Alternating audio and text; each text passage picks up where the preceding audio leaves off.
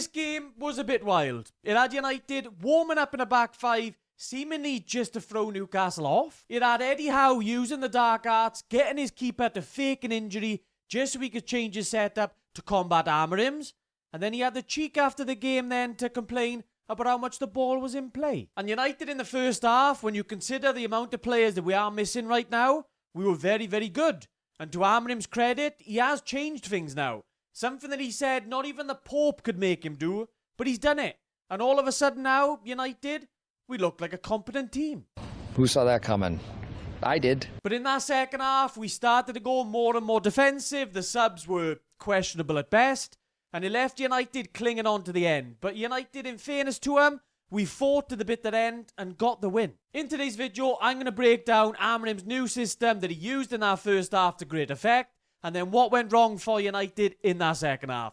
As always, guys, drop a like if you enjoy, subscribe if you're new around here, and let's get into it. Okay, let's go. In the first half, it was clear United were using this sort of 4-4-2/4-4-1-1 shape, even when we were defending deep into our own half. Never really swung into that back five. We were really sticking to this back four shape. United didn't or just couldn't really press Newcastle in the same way as what we did versus Villa. What we did versus Villa, we were able to pin them sort of into their own box, and Villa really couldn't play out. Up against Newcastle especially, once Eddie Howe got his change of tactics in there, they were able to push their fullbacks on a little bit, so United couldn't really pin them so much into their own half. But United did have a very solid mid-block at least, though, and it did work really well at times. This was an example of a year with United where you got Mount, Mark and Tonali, and then a lot of the time United would leave Shard as the spare man and just say to him, well, go on then, do something. And largely Newcastle were really struggling. Seshko doing the job on the right centre-back, but he would do these arcing sort of runs to try and put some pressure onto Shard as well. But largely, we were leaving him as the spare man. You can see here as the ball goes out to Lewis Hall, he passes it back to Shard, and United is still just leaving him with the ball then. And you can see United doing the man-marking job on Newcastle's midfield, making sure they didn't have that superiority in there in terms of their numbers, which obviously they would have a field day if they did. So Amorim, credit to him, made sure that they didn't. Mount largely was man-marking Tonali. You had Ugarte on Guimaraes, and then Casemiro then on Ramsey. And then Shah, then he's looking at it. You just don't have many options. I've circled Martinez and Waltemada. Waltemada's trying to drop deep, but Martinez is not allowing him that space. The only real option he's got is obviously out wide the Jacob Murphy there. But as he plays that ball out there, United are able to get players around him. You've got 3 United players around there swimming like sharks to try and win that ball back. And United, they did it really well in this game in that mid-block. It wasn't perfect for United, but we did get back behind the ball if Newcastle ever did play through us. And United obviously at times struggled with keeping these man-marking duties, as you can see here with Shah with the ball again. But this time around, he's able to find Guimaraes in midfield as he drops deep. Ugarte not quite close enough to him in this instance. So Guimaraes can play that ball then out to the centre-back.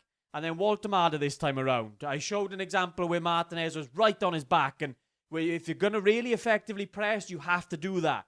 This time around, Waltemada, he goes into that little bit of space in midfield. United don't pick him up. So he's able to pick up the ball, and he's able to find Lewis Miley on that right-hand side. And then Ugarte gets dragged towards Waltemada then. So he's away from his man-marking responsibilities with Guimaraes. But United, to their credit, as Guimaraes plays his ball out wide, you're actually able then to get back into a pretty decent defensive shape. So even though Newcastle were able to play through United in this instance, United could get back into a very good defensive shape, and largely in that first half, we were pretty comfortable. And then United, with the ball, had a field day until Eddie Howe got his messages onto the pitch, and they were able to change their shape a little bit. But it's clear that they prepared for that 3-4-3, and United just surprised them. And what we were seeing largely was a lot of this, where United were able to form this sort of box in their midfield. So you're having 4 numbers in there, and Newcastle just really didn't have the numbers to combat that then. And what you were especially seeing was Mount picking up these 3 sort of areas.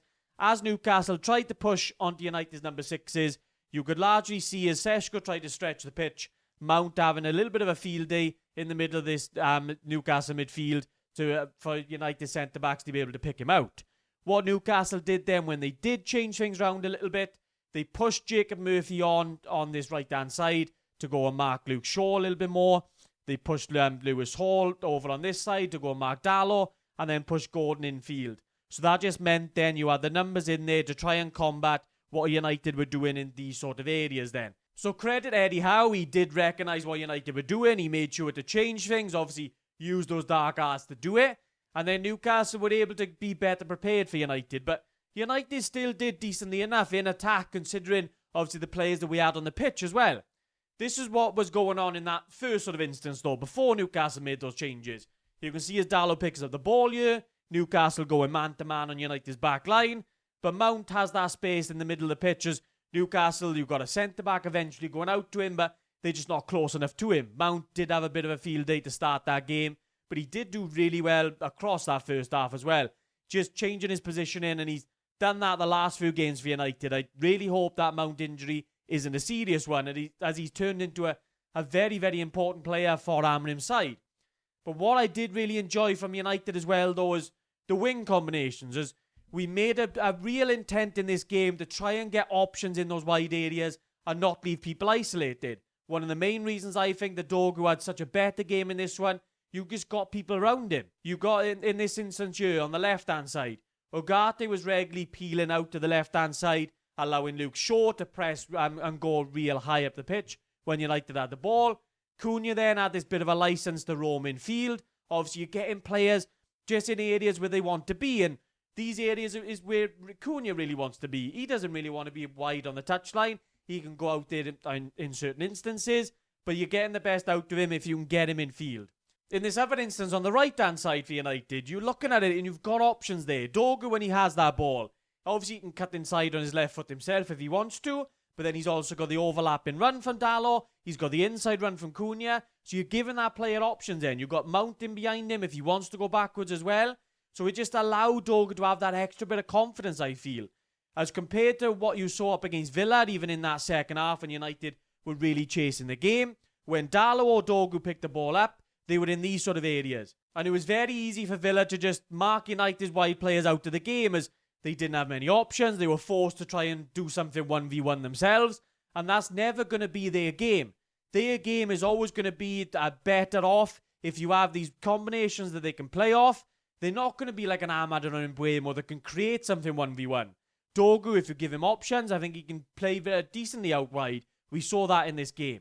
But if you isolate him like we did in the Villa game, like we've seen in so many games previously with Dogu, that's where you're going to struggle then.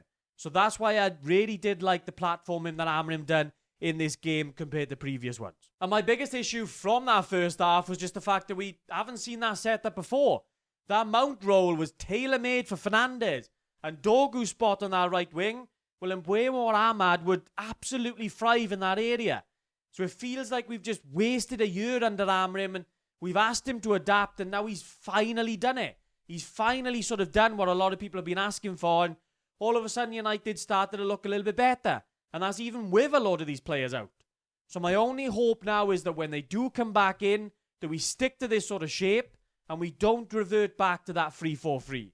United and this sort of play, where you're getting that forward to back, you're getting those wide combinations, that's what United is all about. And now it seems like finally Amorim has realised that. Finally! And that brings me on to the second half, where United, we started off on the back foot anyways. You'd expect Newcastle to have a bit of reaction after half time. United having to take Mount off, far from ideal. The role he was doing, I've already said, is pivotal to United. You're bringing on a very young player, so it's obviously going to change a little bit. But then you're expecting United just to obviously brave that early storm from Newcastle, and then after sort of 10-15 minutes, you expect United to come back into the game. But Amorim's subs just simply didn't allow that in this game.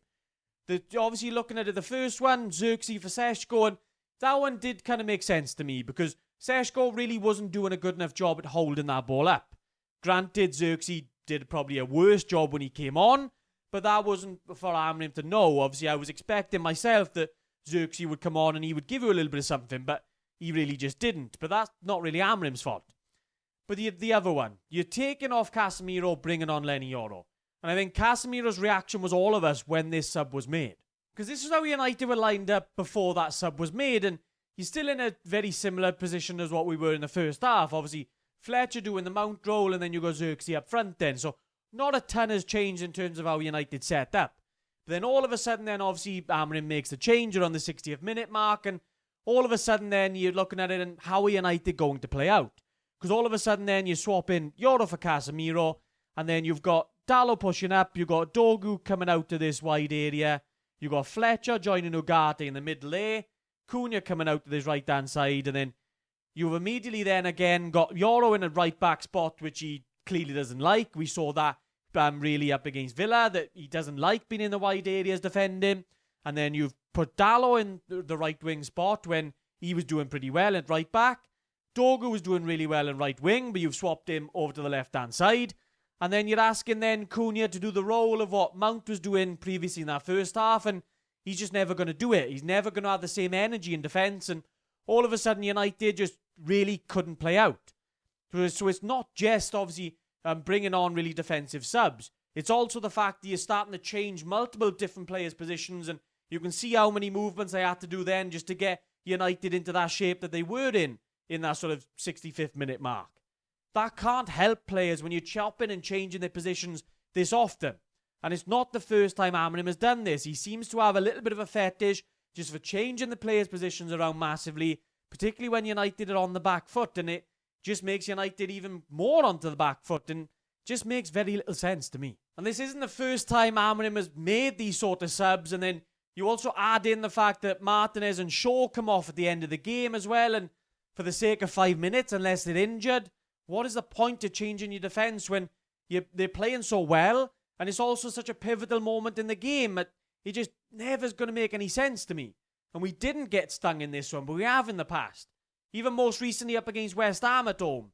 Against Spurs away, Amorim made these sort of changes. But we got stung in those games. We didn't win them. But obviously we were lucky in this game that we were able to hold out. But if you're going to keep making these brain-dead changes, you're always going to end up having a bit of a 50-50 game at the end of it. But if we can build on the dynamics of the first half, especially when sort of players come back from fitness, and when they come back from AFCON, I think we've really got something to build on under Amorim now. But those risk-adverse subs that Amorim thinks is helping when they really don't, they do have to stop. But let me know what you guys think down in the comments down below. What did you guys think of that first half and that second half of this Newcastle game? As always, guys, drop a like if you enjoyed, subscribe if you're new around here, and I'll catch you in the next one.